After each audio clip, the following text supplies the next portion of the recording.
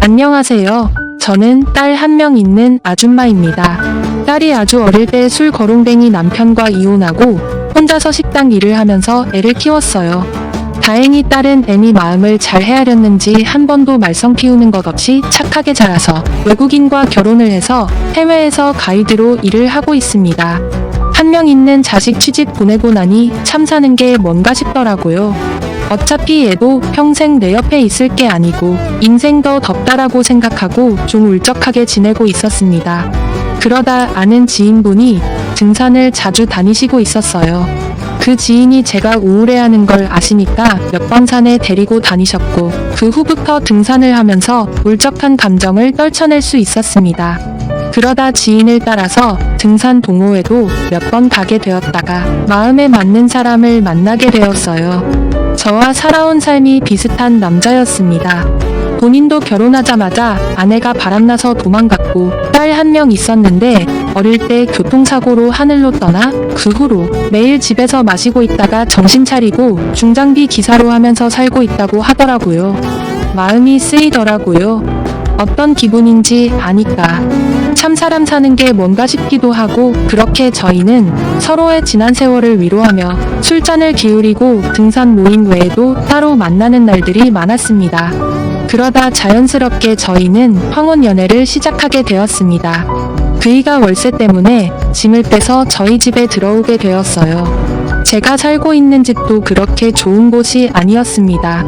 평생을 뼈 빠지게 모은 돈으로 가난한 동네에 허름한 빌라가 있는 곳에 18평짜리 집이었어요. 딸 아이와 그곳에서 오랜 시간 살았기에 옆집 앞집 사람들과 전부 아는 사이였고 다들 좋으신 분들이라 품앗이 해주듯이 저희 딸도 돌봐주시곤 했으니까요. 그렇게 이 남자가 저희 집에 들어와 살게 되고 이웃분들과도 몇 번 마주친 적이 있었어요. 이 나이에 연애한다는 게 남사스러웠지만 죄 지은 것도 아니고 한평생을 이 나이에 이렇게 살아온 것이 후회스러웠기에 그렇게 살지 않으리라 다짐해서 그냥 떳떳하게 이 남자와 같이 동거했던 것이고요. 그러다 옆집에 친하게 지내던 할머니께서 저희 집에 문을 똑똑 두들기고 오셨어요.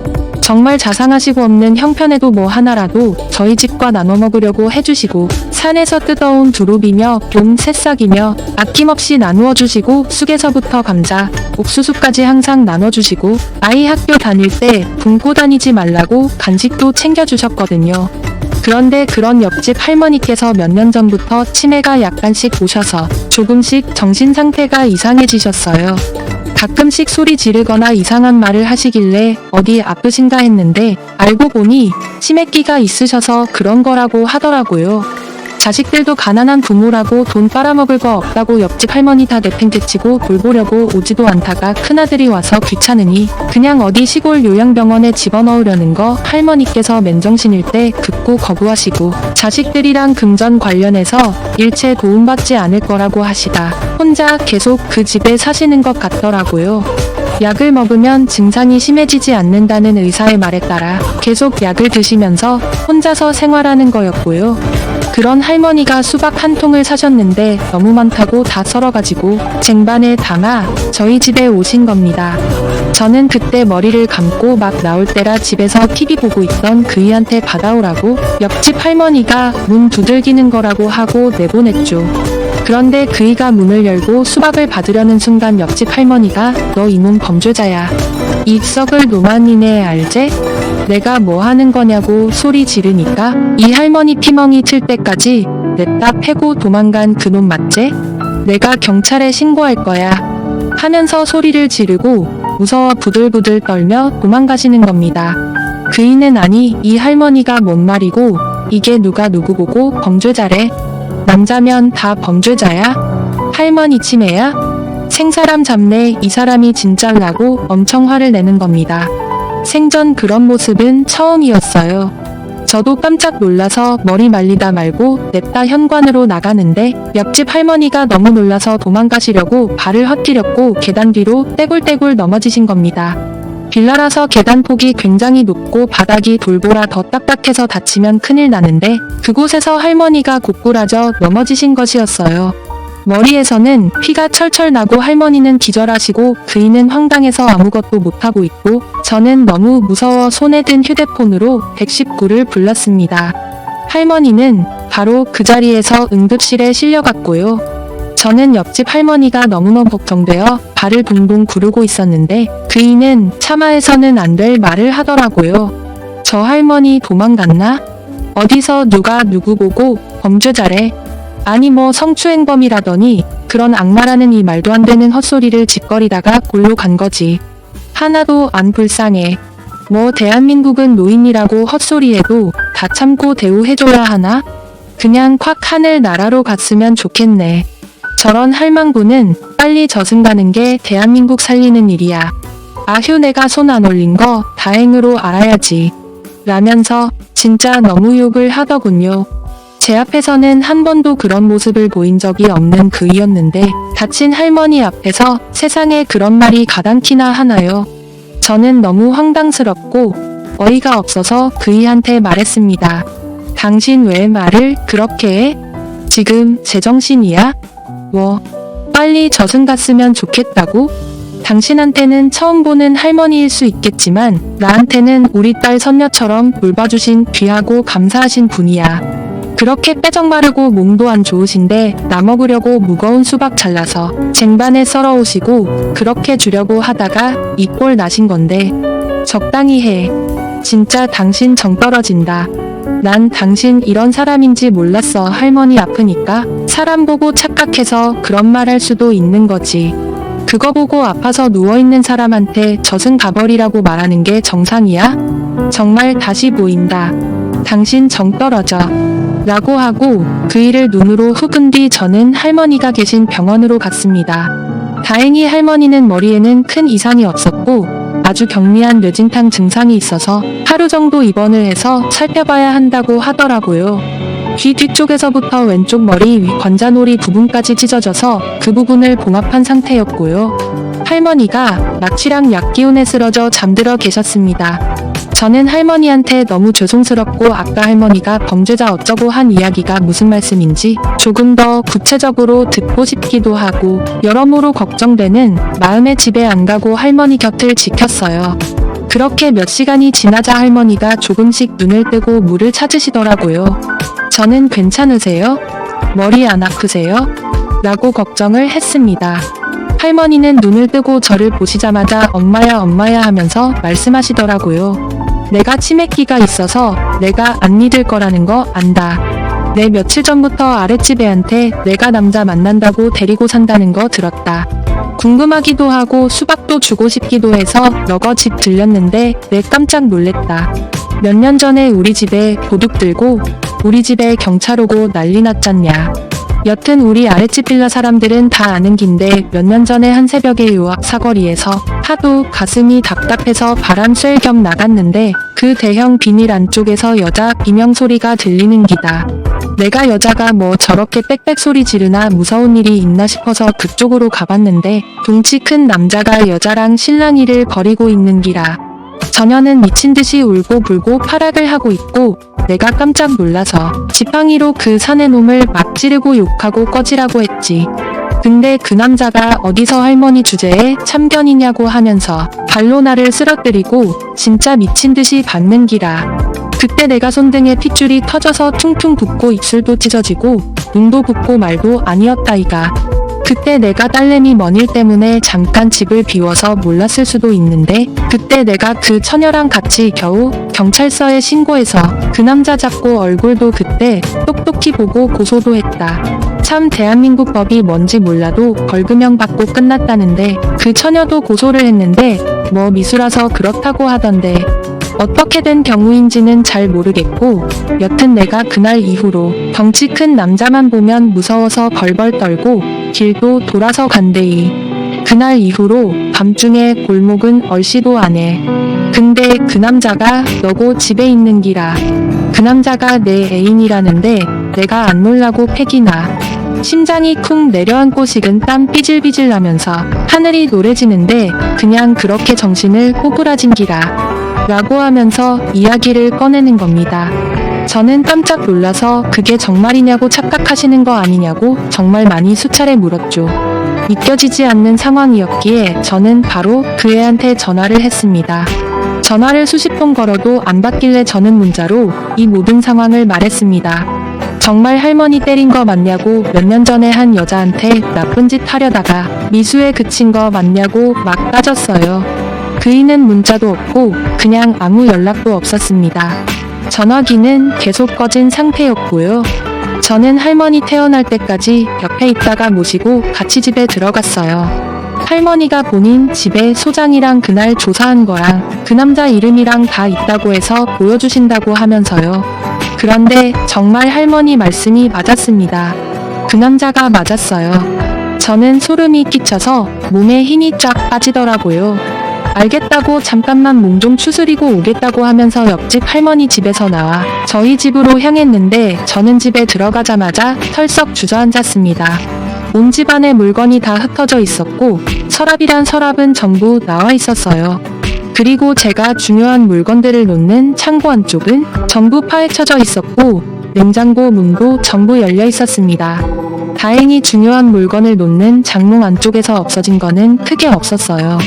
제가 며칠 전에 문서 정리를 싹 하고 도장이랑 그런 것도 전부 작은 가방으로 옮겨뒀었거든요. 그 남자가 한 짓이었습니다. 그리고 식탁 위에는 소름 끼치는 쪽지가 남겨져 있었습니다. 야 이년아, 그 할머니가 살린 거다. 라고요. 세상 다정하고 둘도 없는 남자인 것처럼 행동한 그 남자가 소름 끼치는 범죄자였고 그 사람한테 먼저 당했던 옆집 할머니가 기적처럼 그 남자를 마주하게 되고 그 남자의 실체를 저한테 알려준 거였어요. 저는 너무 놀라서 바로 경찰한테 전화해 신고를 했고 같이 등산 다녔던 언니한테도 이 말을 했습니다. 이 언니도 이 남자를 알고 있었거든요.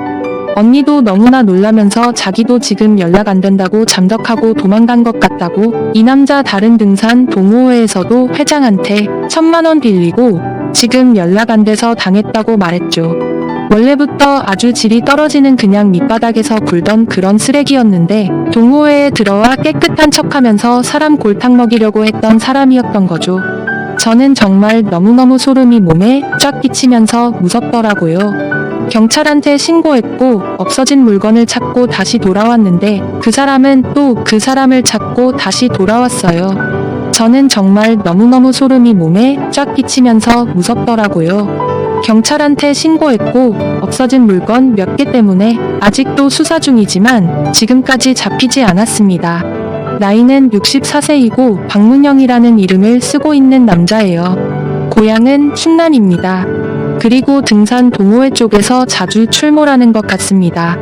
이 남자 지금 어디서 또 저 같은 순진한 사람한테 뒤통수 치고 그러는지 모르겠지만 여러분들 조심하세요.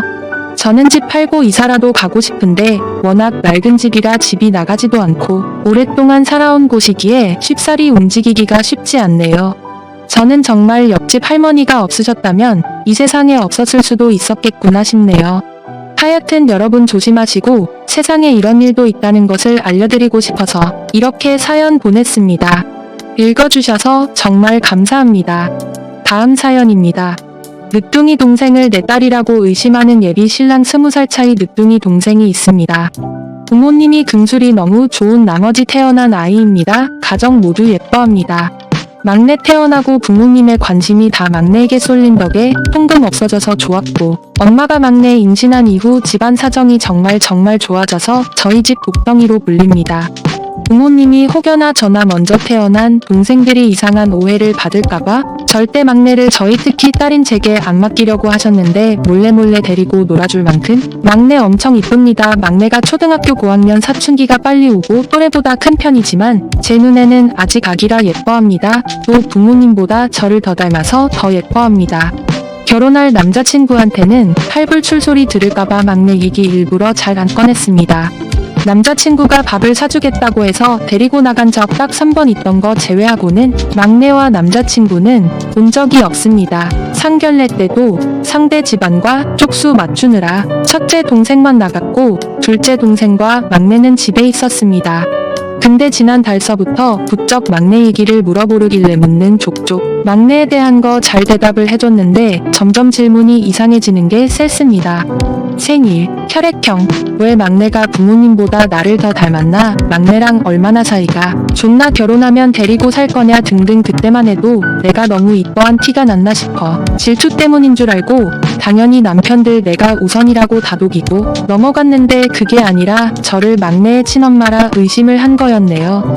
막내 생일이 하필 제가 대학교 아파서 휴학했을 때와 겹치는데 그저께부터 그거 가지고 아예 달달 볶습니다. 대학교 1학년 때 사귄 남자친구가 AB형인데 막내도 AB형이라 막내랑 느낌이 비슷하다는 말까지 서슴없이 합니다. 이것도 누가 저한테 남자친구 집에서 제 뒷조사하는 거 귀뜸해져서 알고 따지니까 처음에만 미안하다 빌다가 지금은 당당하게 나오는 겁니다.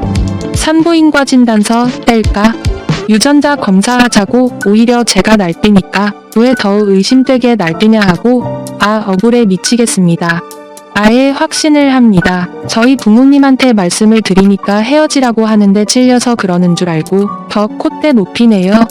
저보고 과거 있는 여자 막내 보고 AB 없는 애 거침없이 내뱉습니다. 혹시 몰라 남자친구와 합의하에 녹음을 했는데 이거 고소될지 알아보고 있습니다. 제가 막내 입범만 했지 소소한 용돈 제외하고 돈으로 책임진 적 일절 없고 앞으로도 그럴 예정입니다. 부모님도 노후 대비가 다 철저하시고 막내 장래까지 문제 없습니다. 제가 볼 때는 남자친구가 헤어지려고 작정하고 쇼한 것 같습니다. 여자 생겨서 저런 아쉽고 저도 똑같이 남자친구 뒷조사하고 싶은 심정입니다. 당연히 헤어질 거고 더러워서 보기 싫지만 이왕 헤어지는 거 한판 얻고 헤어지고 싶은데 어떻게 조질까요? 추가입니다. 우선 남친으로서 당연한 의심이다라는 말. 네, 사실 누가 봐도 막내와 제가 자매로 보이진 않습니다. 저뿐만 아니라 첫째 동생도 막내 데리고 나가면 딸이냐는 오해를 많이 받습니다. 의심할 수 있다까지는 저의 가족도 압니다. 그치만 제가 남자친구 용서 안 되는 이유, 일단 저희 집 가정사를 알면 결코 의심할 수가 없기 때문입니다. 아직 떠올리기 너무 아픈 기억인데 사실 둘째 동생과 막내 사이에 동생 하나가 더 있었습니다. 막내 태어나기 전까지 그 아이가 저희 집 막내였습니다. 예고도 없이 그 아이가 하늘로 먼저 떠났고 저희 가족 전부 다 제정신 아닌 상태로 지냈습니다. 특히 그 후유증으로 둘째 동생 상태가 제일 심각했기에 가족 전부 각자 아픈 채 달래지도 못하고 둘째 동생 케어하느라 또해 먹고 몇 년은 서로 칼을 나를 겨눈 채 가족이지만 가족이 아닌 상태로 지냈다고 같습니다.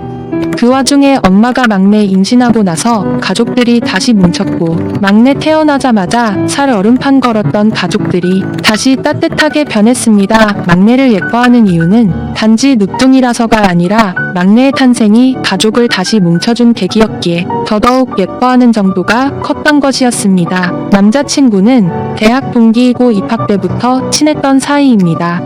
그렇기에 저희 집 가정사 다 알고 있습니다. 막내 태어난 시점이 싸이월드 유행하던 때인데 미니홈피에 엄마 임신해서 배부른 사진부터 막내 태어나자마자 병실에서 찍은 사진 같은 거 다 봤습니다. 사이 다이어리 같은데도 동생 곧 태어난다는 글 신나게 여러 번 적기도 했습니다. 제 숨겨진 딸이라면 그렇게 들떠있지 않았겠죠. 남자친구도 그거 기억하고 있습니다. 근데 하는 말이 사진은 조작 가능하지 않냐는 걸 압니다. 왜 이렇게 확신하냐니까 제 태도가 이상하답니다. 막내 태어나기 전부터 그 이후까지 여기저기 자랑하고 다닌 애가 자기랑 연애하자마자 막내 얘기 안 해버리는 게 수당하답니다. 막내에게 안 한 이유가 막내 커가면서 일을 부담스러워했고 또 주변에서도 팔불출이냐 동생 과부하냐 너 그러다 내 남친도 너 싫어할 거다 이런 식으로 자꾸 한 소리에서 그거 듣기 싫어서 안 했는데 이걸 이렇게 욕내요. 자기도 처음에 철석같이 저 믿었는데 막내 데리고 밥 먹은 날 옆모습이 저랑 너무 똑같았다고 소름이 끼쳤답니다. 자매는 닮을 수 있지 않냐니까 자매치고는 막내를 대하는 제 행동이 너무 엄마 같았답니다. 충분히 혼자 먹을 수 있는 아이 일일이 음식도 다 주고 닦아주고 잘 먹었냐 이렇게 물어보고 언니가 할 짓이냐는데 진짜 어이가 없었습니다. 저 때 막내가 왼팔을 다쳐서 혼자 먹을 수 없는 상태였거든요. 막내는 왼손잡이입니다. 애 아프다니까 못 나간다는 거 남자친구가 졸라서 데리고 나온 건데 저딴 말이나 들었습니다. 그리고 이 미친 인간 어제 제전 남자친구한테도 막내 이야기로 연락을 했습니다. 전 남자친구가 대학 선배라 남자친구와도 안면이 있는 사이입니다. 막내 태어난 시점이 전 남자친구 사귀던 때고 당시 전 남자친구한테 막내 얘기를 매일 자랑해서 전 남자친구도 막내가 제 동생인 거 매우 잘 알고 있습니다. 뜬금없이 막내가 그쪽 딸인 거 아냐고 남자친구가 난리를 피우니까 전 남자친구도 어이없어 하고 심지어 이 사람은 결혼해서 애도 있습니다. 저한테 전화해서 막내가 왜 니랑 내 딸이냐고 그 사람조차 헛웃음 짓는데 뭐라 할 말이 없었습니다. 왜 이렇게 된 걸까요? 사진 같은 정황 증거는 정말 보여줄 만큼 보여줬는데 조작했을 거라 믿지도 않고 유전자 검사나 병원 기록 빼보자니까 이상하게 그것까지 할 필요는 없다고 주저를 하네요. 제 말이 믿기 싫은 건가요?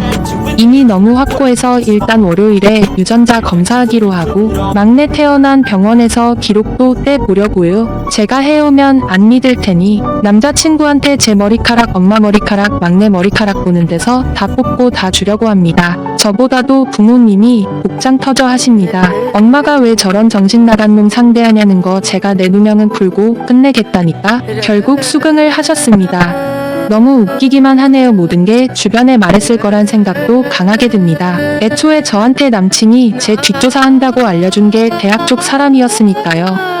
그간 폭언했던 것들 다 녹음되어 있고 검사 결과 나오면 저는 다 엎을 생각입니다. 법으로 조질까 아니면 내가 고소당한다고 하더라도 공개적으로 망신을 줄까 별별 생각을 다 합니다. 사람이 열받으면 뒷목 잡고 쓰러진다는 드라마 장면이 괜히 있는 게 아니었네요. 진짜 뒷목이 뜨겁고 뒤통수가 얼얼합니다. 농담이 아니라 정말 쓰러질 것 같습니다. 지금까지 제 사연을 읽어주셔서 감사합니다.